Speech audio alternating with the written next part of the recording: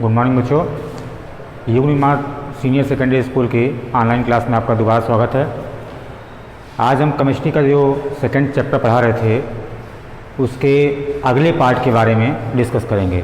मैंने उस दिन एसिड के बारे में डिस्कस किया था। एसिड के बारे में आपको डेफिनेशन बताई, कुछ रिएक्शन बताए। अब उसके आगे हम बेस पे आते हैं। बेस, ठीक है। तो बेस के बारे में पहले पढ़ा जाए। एसिड के बारे में क्या पढ़ा था हमने कि एसिड वह सब्सटेंस होता है, वो कंपाउंड होता है जो वाटर में डालने पर H+ आयन देता है, ठीक है। अब बेस क्या है, पहले इलेक्ट्रॉनिक कॉन्सेप्ट पढ़ लिया जाए आर्हेनियस का। कई साइंटिस्टों ने अलग अलग अपना मत दिया हुआ है, कॉन्सेप्ट दिया हुआ है। तो आर्हेनियस के अकॉर्डिंग जब किसी सब्सटेंस को हम वाटर में डिज़ोल्व करते हैं तो अगर वो H+ देता है तो एसिड हुआ, और OH- देगा तो उसे क्या कहेंगे, बेस कहेंगे, ठीक है। ध्यान रखिएगा, आर्हेनियस के अकॉर्डिंग है। आर्हेनियस के अकॉर्डिंग ऐसा सब्सटेंस जो हम वाटर में डिज़ोल्व करने पर OH- आयन देता है तो उसे हम क्या कहते हैं, बेस कहते हैं। थोड़ा कंफ्यूजन होगा आपको कि देखिए ये किसका फार्मूला है, C2H5OH। ये भी जब ब्रेक डाउन करता है तो क्या देता है, C2H5 प्लस और प्लस OH-। इसमें भी OH- दे रहा है, लेकिन ये इसमें एज अ फंक्शनल ग्रुप है, ये अल्कोहलिक ग्रुप है, ध्यान रखिएगा। और ये क्या है, ये मेटल्स के साथ जुड़ा हुआ OH आयन है जो कि रिमूव होने पर बेसिक नेचर शो करता है। ये किसका है, आर्हेनियस का है। अब दूसरे साइंटिस्ट इसके बाद से हम देखते हैं, ये आर्हेनियस के अकॉर्डिंग। उसके बाद से किसने दिया था, लॉरी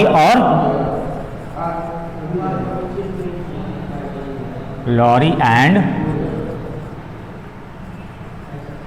ब्राउनस्टेड। इन्होंने क्या कहा था, पहले एसिड का सुन लीजिए। इन्होंने कहा था कि ऐसा सब्सटेंस जो प्रोटॉन को डोनेट करता हो, जो प्रोटॉन को डोनेट करता हो उसे हम क्या कहते हैं, एसिड कहते हैं। और जो प्रोटॉन को गेन करेगा वो बेस कहलाएगा। प्रोटॉन गेनर क्या कहलाएगा, बेस कहलाएगा। प्रोटॉन गेनर क्या कहलाएगा, बेस कहलाएगा। और मॉडर्न कॉन्सेप्ट जिसमें किसने दिया था इसको,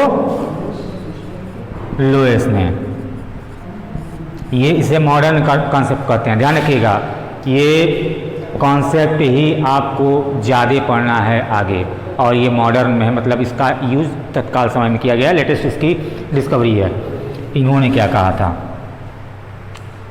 इन्होंने कहा था, पहले एसिड के बारे में लिया जाए, कि ऐसा सब्सटेंस जिसके पास लोन पेयर ऑफ इलेक्ट्रॉन है, जिसके पास लोन पेयर ऑफ इलेक्ट्रॉन है वो बेस कहलाएगा, और जिसके पास लोन पेयर ऑफ इलेक्ट्रॉन नहीं है वो एसिड कहलाएगी। जैसे आप कहोगे लोन पेयर ऑफ इलेक्ट्रॉन क्या है, ठीक है। तो एक एग्जांपल पहले लोन पेयर ऑफ इलेक्ट्रॉन को कंफर्म कर लिया जाए। जैसे NH3 है, इसके पास लोन पेयर है कि नहीं है, कैसे कंफर्म करेंगे। तो पहले नाइट्रोजन का देख लीजिए। नाइट्रोजन में total number of electron, outermost electron कितने होते हैं, 5 होते हैं। मैंने यहाँ पर 5 इलेक्ट्रॉन रिप्रेजेंट कर दिए, ठीक है। NH3 में हाइड्रोजन कितना है, 3 है।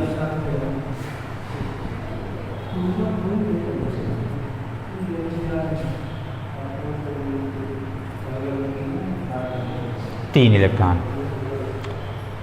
अब देखिए ये इससे एक इलेक्ट्रॉन शेयर करता है तो अपना डुप्लेट कंप्लीट करता है, ये अपना इलेक्ट्रॉन शेयर करता है, डुप्लेट कंप्लीट करता है, ये अपना इलेक्ट्रॉन इससे शेयर करता है तो डुप्लेट कंप्लीट करता है। मतलब हाइड्रोजन अपना डुप्लेट कंप्लीट कर लेता है। अब रही बात नाइट्रोजन की ऑक्टेट कंप्लीट करने की, तो देखिए 5 इलेक्ट्रॉन इसके पास है, और एक इसके साथ शेयरिंग, एक इसके साथ शेयरिंग और एक इसके साथ शेयरिंग, तो इसके ऑक्टेट कंप्लीट हो गया ना, 5 और 3 8।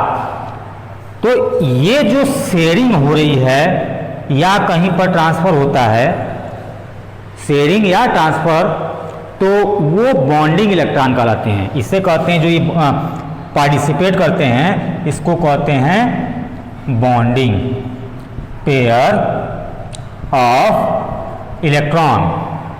और जो ये रेस्ट बच जा रहे हैं इसी को कहते हैं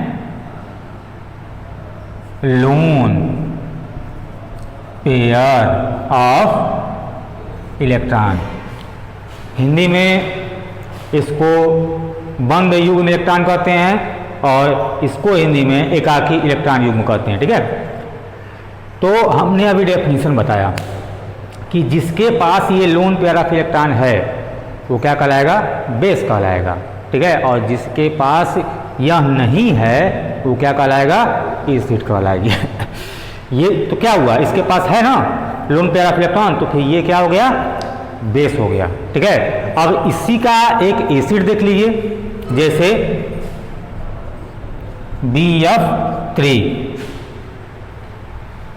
बोरान ट्राइफ्लोराइड। अब देखते हैं कि इसमें है या नहीं। तो इसमें सेंट्रल एटम कौन सा है, बोरान है, तो इसका बना लिया फिगर। आउटर मोस्ट में कितने इलेक्ट्रॉन इसके होंगे, 3 होंगे, 1 2 3। या फ्लोरीन, तीनों तरफ बना लिया गया इसको। कितने इलेक्ट्रॉन होते हैं इसके पास, आउटर मोस्ट में 7 इलेक्ट्रॉन, 6 1 7, 1 3 5 7, 1 3 5 7। अब देखिए ये इसके साथ शेयरिंग करेगा, इसका ऑक्टेट कंप्लीट। ये इसके साथ शेयरिंग करेगा, इसका ऑक्टेट कंप्लीट। इसके साथ शेयरिंग करेगा, ऑक्टेट कंप्लीट। बट अब बोरान का क्या, अगर इन सबके साथ शेयरिंग करता है तो 3 इलेक्ट्रॉन इसके पास पहले से थे और 3 और मान लो शेयर कर लिया, तो इसके पास कितने टोटल हुए, 6 इलेक्ट्रॉन। होने कितने चाहिए, इसको जरूरत कितनी है, 8 की। 2 इलेक्ट्रॉन कम पड़े ना, तो ये इसको डोनेट करता है। ठीक है, तो इसके पास लोन पेयर ऑफ इलेक्ट्रॉन है और इसके पास कम है 1 लोन पेयर ऑफ इलेक्ट्रॉन, तो जिसको कम होता है वो एसिड और जिसके पास पर्याप्त मात्रा में होती है उसे बेस कहते हैं। ये हुआ आपका इलेक्ट्रॉनिक कॉन्सेप्ट। जनरली अगर हम डेफिनेशन देते हैं बेस की तो क्या होता है, that substance which are bitter in taste. क्या है, bitter in taste, soapy in touch. क्या, सॉपी इन टच।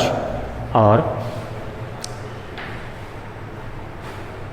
ये जनरल डेफिनेशन में आता है। अब उसकी हम प्रॉपर्टी के बारे में स्टडी करें। पहले एग्जांपल कुछ देख लीजिए उसका, जैसे NaOH CaOH का ट्वाइस।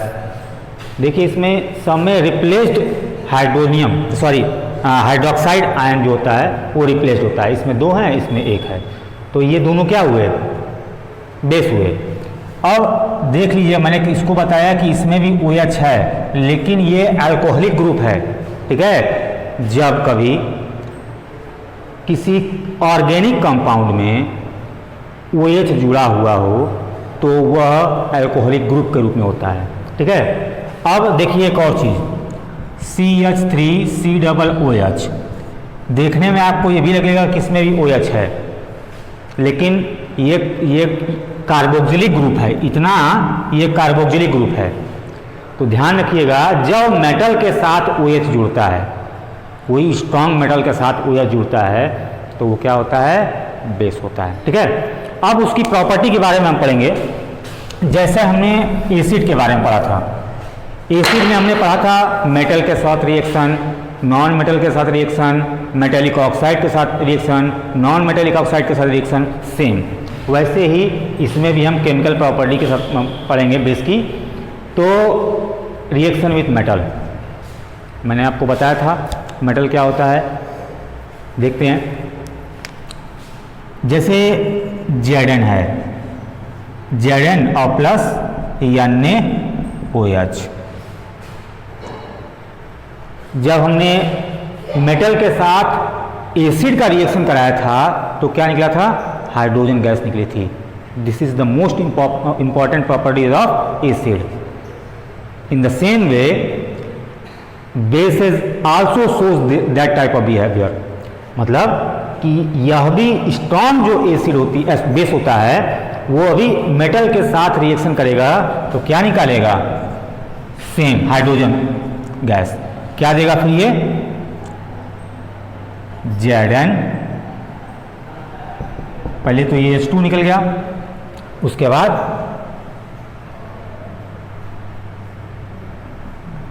हाइड्रोजन गैस, रुकिएगा, तो ये हाइड्रोजन गैस निकल गया, देगा फिर Na2ZnO2। इस कंपाउंड के साथ ये हाइड्रोजन गैस रिलीज होगी। कोई भी बेसेस जब एसिड के साथ रिएक्शन करेगा तो हाइड्रोजन गैस रिलीज करेगा। और देखिए एग्जांपल, मान लीजिए कि कापर है, कापर या सोडियम ही मान लीजिए, एल्युमिनियम ले लिए, +3,2NaOH। क्या देगा ये? सेम इसी तरह पहले हाइड्रोजन रिलीज करेगा और Na2Al, ठीक है, ये कंपाउंड देगा और साथ में मेन आपका क्या होगा? हाइड्रोजन रिलीज होगी। अब आते हैं सेकंड पॉइंट पर, reaction with non metallic oxide. पहले तो ये समझ लीजिए कि ये ऑक्साइड्स क्या होते हैं। मेटल के या नॉन मेटल के ऑक्साइड्स किस नेचर के होते हैं? तो ध्यान रखिएगा कि जब मेटल के ऑक्साइड होंगे, मेटल के ऑक्साइड, तो वो बेसिक इन नेचर होंगे, और जब नॉन मेटल ऑक्साइड होंगे तो वो एसिड नेचर के होंगे। ये हमेशा ध्यान रखिएगा, ये कंपटीशन वगैरह में पूछता है। तो एक एग्जांपल देके तो आपको बता रहे हैं, जैसे मेटल हो गया Na2O, ये मेटल और ऑक्साइड, मेटल के ऑक्साइड, तो ये क्या होगा? ये बेस है, ठीक है। अब नॉन मेटल का देखिए, जैसे CO2, ये क्या है? कार्बन, एक नॉन मेटल है, और नॉन मेटल के ऑक्साइड जब बनेंगे तो वो हमेशा क्या होते हैं? एसिड इन नेचर होते हैं। अब एक इसका अपवाद भी है जो कि कंपटीशन, बड़े बड़े कंपटीशनों में पूछता है, ठीक है। जैसे Al2O3, इसे एल्यूमिना कहते हैं, ठीक है।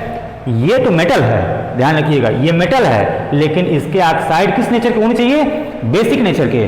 तो यह अपवाद है, एक्सेप्शन है, ये एम्फोटेरिक इन नेचर होता है, इसीलिए इसकी जो प्रॉपर्टी अलग है, इसी की वजह से इसको कंपटीशन में पूछा जाता है, ठीक है। तो ये आपके जो हमको पढ़ना है नॉन मेटेलिक ऑक्साइड, मतलब कि ये किस नेचर के होंगे? Non metallic oxide acid nature के होंगे। तो आप नॉर्मली जानते हैं कि जब किसी एसिड का रिएक्शन किसी बेस से कराया जाता है तो क्या बनता है? साल्ट और प्लस वाटर बनता है।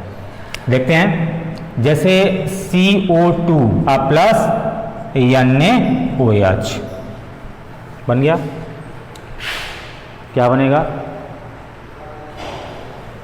अभी मैंने कहा कि जब कभी किसी ये एसिड है, ये हो गया एसिडिक इन नेचर और ये हो गया बेस इन नेचर, तो क्या बनेगा? साल्ट और प्लस वाटर बनेगा, ठीक है। तो देख लिए, पहले हमने वाटर निकाल दिया, ठीक। देखिए, तो इसमें से H2O निकल गया, अब क्या बचा? C ये वाटर रिमूव हो गया, ठीक है। अब मेरा जो रेस्ट प्रोडक्ट बच रहा है वो क्या है, NaCO3, मतलब सोडियम Na2CO3, सोडियम कार्बोनेट। इसी तरह और एग्जांपल ले लिया जाए, मान लेते हैं CO2 और प्लस CaOH का ट्वाइस, ये क्या है, बेस, और ये एसिडिक इन नेचर है, साल्ट प्लस वाटर बनना है इसको, तो क्या देगा ये, पहले तो वाटर निकाल लिया है, अब क्या देगा CaCO3, कैल्शियम कार्बोनेट, वाटर निकलना है इसमें, ये ध्यान रखिएगा, ठीक है। हाँ तो बच्चों देखिए, मैंने आपको एसिड बता दिया, बेस बता दिया, प्रॉपर्टी बता दी, अब आप उस पर स्टडी करिएगा। जो विशेष क्वेश्चंस आपके सामने आते हैं वो हमको कांटेक्ट करके हमसे पूछिएगा कि इसमें क्या होगा, उसमें क्या होगा। Thank you sir.